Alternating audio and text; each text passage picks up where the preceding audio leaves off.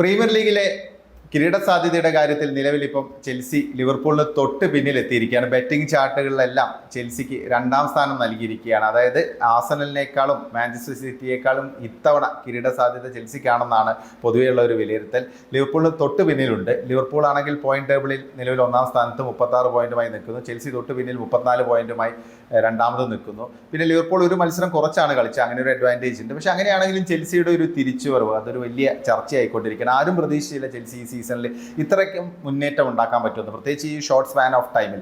Enzo മറസ്കെ അത്ര experience ആയ coach അല്ല, അദ്ദേഹത്തിന് എന്ത് അത്ഭുതങ്ങൾ കൊണ്ടുവരാൻ പറ്റും എന്നുള്ള ചോദ്യം ഉണ്ടായിരുന്നു. പക്ഷേ അദ്ദേഹം പെട്ടെന്ന് തന്നെ ഈ ടീമിനെ സെറ്റ് ചെയ്തെടുത്തു എന്നുള്ളതാണ്. അവരെ കറക്റ്റായ ഒരു സിസ്റ്റത്തിലേക്ക് കൊണ്ടുവന്നു, അവർക്കൊരു വിന്നിംഗ് ഫോമിൽ അദ്ദേഹം കൊണ്ടുവന്നു. നല്ല താരങ്ങളെ നല്ല രീതിയിൽ യൂട്ടിലൈസ് ചെയ്യാൻ അദ്ദേഹത്തിന് സാധിച്ചു. കൺസിസ്റ്റൻ്റായി കളിക്കുന്ന ഒരു ടീമിനെ അദ്ദേഹത്തിന് സെറ്റ് ചെയ്യാൻ സാധിച്ചു. ഇങ്ങനെ ഒരുപാട് പോസിറ്റീവായ കാര്യങ്ങൾ എൻസോ മറസ്കയ്ക്ക് ഈ ടീമിൽ കൊണ്ടുവരാൻ പറ്റി എന്നുള്ള.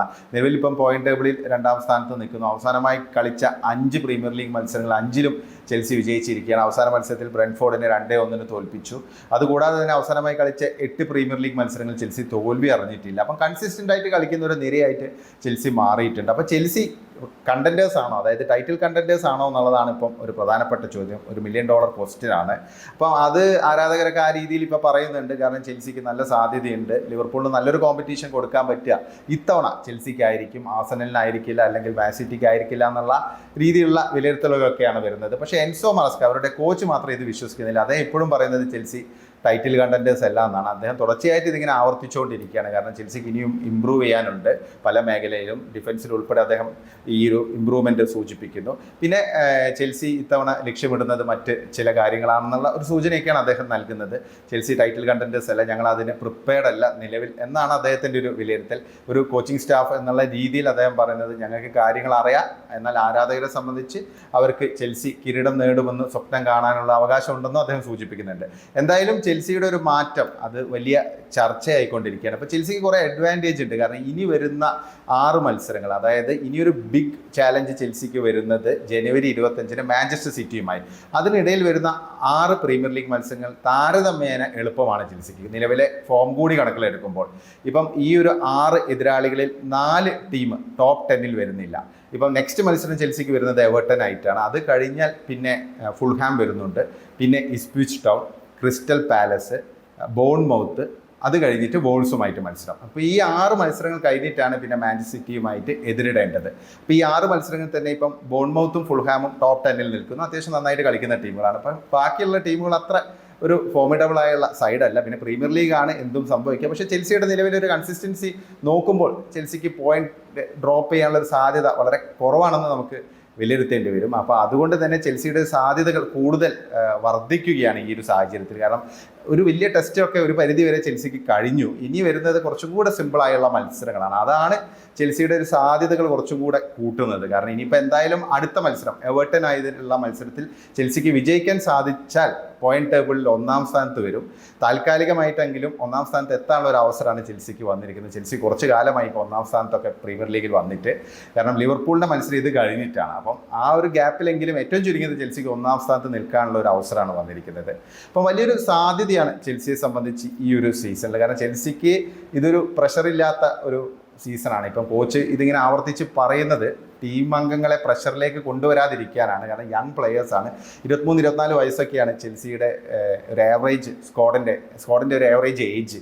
അപ്പം അവർ അത്ര എക്സ്പീരിയൻസ് ഇല്ല. ഇത് തന്നെയാണ് ഒരു ന്യൂനതയായിട്ട് കണക്കാക്കുന്നത്. കാരണം ഇവർക്ക് ഇപ്പം ലിവർപൂളിനെയൊന്നും പോലെ അല്ലെങ്കിൽ മാൻ സിറ്റി പോലെ എക്സ്പീരിയൻസ് ആയ സ്ക്വാഡല്ല ചെൽസിയുടേത്. അപ്പോൾ അത് അവർക്കൊരു വിനയാകുമോ എന്നുള്ളൊരു ആശങ്ക കോച്ചിനും ഉണ്ട്, ആരാധകർക്കും ഉണ്ട്. പ്രത്യേകിച്ച് ഒരു മാരത്തൺ പോലെ കളിക്കേണ്ട ഒരു കൺസിസ്റ്റൻ്റ് ആയിട്ട് കളിക്കേണ്ട ഒരു സംഭവമാണ് പ്രീമിയർ ലീഗ്. അപ്പോൾ ഇനിയും പ്രീമിയർ ലീഗിൽ ഒരുപാട് മത്സരമുണ്ട്, പകുതി പോലും ആയിട്ടില്ല. അപ്പം യങ് പ്ലെയേഴ്സ് കൂടുതൽ ഒരു പ്രഷറിലേക്ക് പോകാതിരിക്കാൻ വേണ്ടിയാണ് അദ്ദേഹം ഈ ടൈറ്റിൽ കണ്ടൻറ്റേഴ്സ് അല്ല ഞങ്ങളെന്ന് ഇടയ്ക്കിടയ്ക്ക് പറയുന്നതെന്ന് തോന്നുന്നു. കാരണം വളരെ ഫ്രീ ആയിട്ട് കളിക്കാനുള്ള ഒരു ലക്ഷ്യം വെച്ച് തന്നെയാണ്.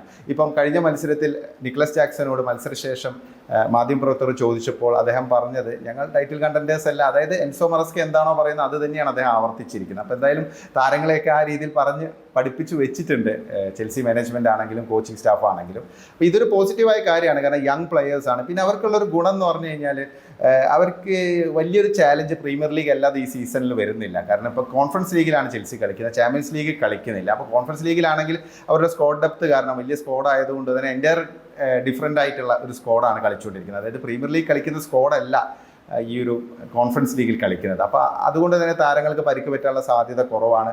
പിന്നെ കൂടുതൽ പ്രഷർ ഇല്ലാതെ തന്നെ കളിക്കാൻ പറ്റുന്നുണ്ട്. അപ്പോൾ അതൊക്കെ ഒരു അഡ്വാൻറ്റേജ് ആയുള്ള കാര്യമാണ് ചെൽസിയെ സംബന്ധിച്ച്.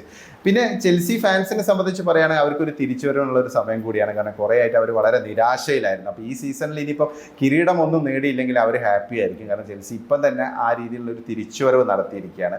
ഒന്നാമത് എല്ലാവരും നന്നായിട്ട് കളിക്കുന്നു എന്നുള്ളതാണ്. കാരണം മികച്ച രീതിയിൽ എല്ലാ പൊസിഷനിലും നല്ല രീതിയിൽ കളിക്കാൻ പറ്റുന്ന പ്ലേയേഴ്സ് ഉണ്ട്. പിന്നെ ഡിഫൻസാണ് കുറച്ചൊരു പ്രോബ്ലം. പിന്നെ അതുകൂടാതെ തന്നെ ഗോൾ കീപ്പറുടെ ഒരു സ്ഥിരതയില്ലായ്മ. അപ്പോൾ കഴിഞ്ഞ മത്സരത്തിൽ സാഞ്ചസ് നല്ല സേവുകളൊക്കെ നടത്തിയിട്ടുണ്ട്. എന്നാലും സാഞ്ചസിന് ഒരു നല്ലൊരു കോമ്പറ്റീറ്ററേയും കൂടെ കൊണ്ടുവരാൻ പറ്റിയിട്ടുണ്ടെങ്കിൽ നെക്സ്റ്റ് ട്രാൻസ്ഫർ വിൻഡോ, ജനുവരി ട്രാൻസ്ഫർ വിൻഡോ കൊണ്ടുവരാൻ പറ്റിയിട്ടുണ്ടെങ്കിലും പിന്നെ അതുപോലെ തന്നെ ഒരു സെൻട്രൽ ബാക്കിനെയൊക്കെ കൊണ്ടുവരാൻ സാധിച്ചിട്ടുണ്ട്. ഡിഫൻസ് കുറച്ചും കൂടെ സ്ട്രെങ്തൻ ചെയ്യാൻ പറ്റിയിട്ടുണ്ടെങ്കിൽ ചെൽസിയെ വെല്ലുവിളിക്കുക കുറച്ച് ബുദ്ധിമുട്ടുള്ള കാര്യം തന്നെയായിരിക്കും. എന്തായാലും ലിവർപൂളിന് ഇത്തവണ ഏറ്റവും കൂടുതൽ വെല്ലുവിളി ഉയർത്താൻ പോകുന്ന ടീം നിലവിലെ സാഹചര്യത്തിൽ ചെൽസി ആണെന്ന് തന്നെ നമുക്ക് പറയേണ്ടി വരും. നിങ്ങൾക്ക് എന്താണ് തോന്നുന്നത്? ചെൽസിയുടെ ഒരു തിരിച്ചുവരവ്, ചെൽസിക്ക് ഇത്തവണ കിരീട സാധ്യതയുണ്ടോ? ചെൽസിക്ക് ഈ ഒരു പെർഫോമൻസ് തുടരാൻ സാധിക്കുമോ? നിങ്ങളുടെ അഭിപ്രായങ്ങൾ കമൻ്റായി രേഖപ്പെടുത്തുക.